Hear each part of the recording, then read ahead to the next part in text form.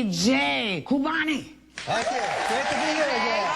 Hi, AJ Khubani here. Hey fans, AJ Khubani from Telebrands. Joining us now, AJ Khubani, CEO and founder of Telebrands. Welcome to a special edition of How to Survive in Today's Economic Climate. Infomercial marketing guru AJ Khubani shares his secrets to success with a vast audience at Caldwell College in New Jersey, who are trying to learn how to navigate their way to financial security in today's most challenging economy. AJ Khubani was also joined by renowned financial advisor, TV personality, and author Suze Orman. Ladies and gentlemen, AJ Khubani. Woo! AJ.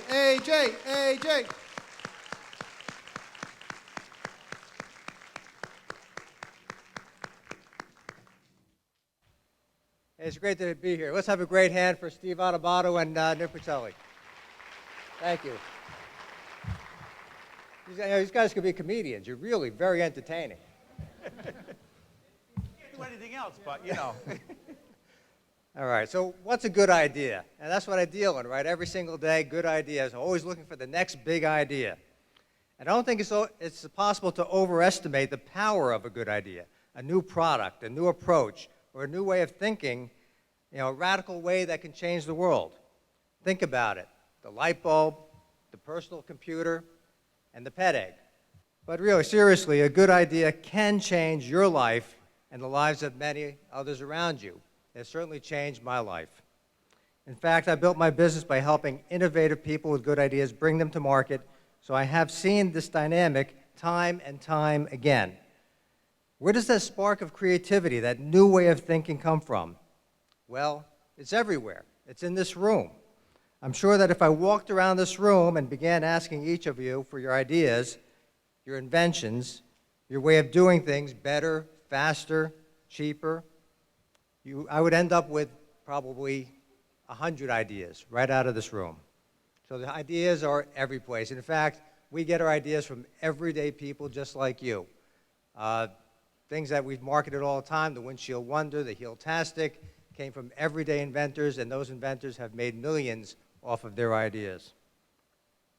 So what's standing between you and getting your products and innovations out there in the marketplace? Well, first of all, it can be very intimidating to take the risk necessary to launch a new venture and to face the possible rejection and disappointment. But think about this. Thomas Edison's teacher told him he was too stupid to learn anything, and he should go into a profession where he might succeed based on his pleasant personality. Walt Disney was fired from the Kansas City Star because he lacked imagination and had no original ideas. Henry Ford failed at 5 businesses, 5 times, before he founded the Ford Motor Company. So how different would the world be if they let these ideas set them back and achieve greatness? And how different could your world be if you decided to follow their example? The question then is, what will you do with your ideas? Are you willing to do the work and take the risk to turn them into a reality? And are you willing to do what it takes to see it through like Ford, Disney, and Edison? Of course, it's a daunting time out there. The economy is faltering, and it just can't seem to get back on track. And we see a lot of sadness and disincentivized people all around us. The unemployment numbers are discouraging, and we all know people who are out of work and having trouble finding new employment. But at the same time, and this is really amazing, more and more people are turning to entrepreneurship. And that's the best thing that could come out of this bad economy. In May of this year, the Kauffman Foundation released a study that found more businesses were started in 2009 than at any other time over the past 14 years, including the 1999 tech boom or the internet boom. People are turning to their own talents and innovation to support themselves and their family, no longer relying on trying to find that job out there. They're being innovative. They, like legendary entrepreneurs before them, are not letting external factors or naysayers stand in the way of their ideas. I believe that no matter what the economic climate, our country offers rich opportunities. This is a great country. You know, my father immigrated from India with $500 in his pocket and started out by bussing tables at a Horn and Hardart automat in New York City, and today is a multimillionaire. So you know this is the land of opportunity. I believe that no matter what the economic climate, our country offers rich opportunities for smart, resourceful, and tenacious people who have good ideas. These ideas can create life-changing opportunities regardless of personal circumstances or economic factors. Actually, for me, this is more than a belief. I know it's true because it's my story. I graduated from Montclair State University in the early 1980s. All right, Montclair. Now, Steve teaches there once in a while. Actually, he let me lecture at one of his classes. Thank you, Steve.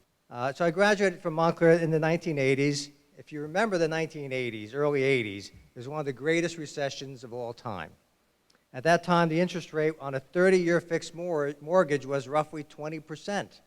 It sounds unfathomable, right? Unemployment was more than 10%, higher than it is today. And the big thing, to top it all off, we're facing double-digit inflation. So it seemed like all doom and gloom, and a very difficult time to graduate from college. All of the news reports about getting a job were dismal. I kept hearing that it was a terrible time to start a business or to pursue a new idea or opportunity. These are the same messages that you're probably hearing today. But entrepreneurs often don't follow conventional wisdom, and I wasn't about to let fear stop me from achieving my dream of building a business. Regardless of what others were saying or what the economy was doing, at the time, I was working in the accounting department of my father's import business, and I began experimenting with direct response advertising to sell some of the company's products. One of the first products was a transistor radio. I had the product, I planned the ads carefully, I wrote the copy, and I carefully worked on the design of the ad, and finally, the ad ran in the newspaper. I spent nearly 1/3 of my life savings buying that ad. It was $6,000, and I had roughly $18,000 that I had saved during college. And I tell you, it was really exhilarating to start getting those coupons in the mail with checks in the mail and see that people were actually responding to what I wrote. But, you know, I was just starting out, and I really wasn't that smart because I didn't make money. But I almost broke even, and I was encouraged, and I learned from the experience. You know, I didn't have the margin. Certain mistakes that I made in the first ad, but I kept on pursuing it, even though everybody around me was telling me, this is a stupid business, you'll never make money at it, how can you make money selling gadgets through advertisements, doesn't make any sense, and people kept encouraging me to go out there and get a job. But I thought it was a great opportunity for me, especially just graduating college. I was living at home, so I really didn't have any obligations or expenses. I knew that I had a roof over my head, and my mom would always give me something to eat. So really a very opportune time to start a business. So it was exhilarating. I kept on going. And after a few years, finally turned it around and started making a profit. And there, Telebrands was born in 1983 and became known as the Seen on TV company. Since that first attempt at selling radios, we've developed and marketed some very successful products. Amber Vision, which I launched in 1987, ended up selling 15 million pair. Does anyone remember Amber Vision from back then? Thank you. Great product, one of our most successful products. We ended up selling millions, and then a recent success, the Pet Egg. I know a lot of you raised your hands, and of course you know that we've sold millions of those. And even our newer products like the Jupiter Jack and Windshield Wonder, Crazy Critters, and lots of products that have become successful. And each of those products started with just a simple idea. You know, the Pet Egg came from an idea that we needed a new and innovative way to remove calluses from the bottom of our feet. And believe it or not, I did some research on the internet, and I found that people were talking and blogging about using a particular type of cheese grater to remove calluses. And that's where the idea started. So we designed the Pet Egg and came up with the best possible cheese grater we could come up with, and it worked, and it sold.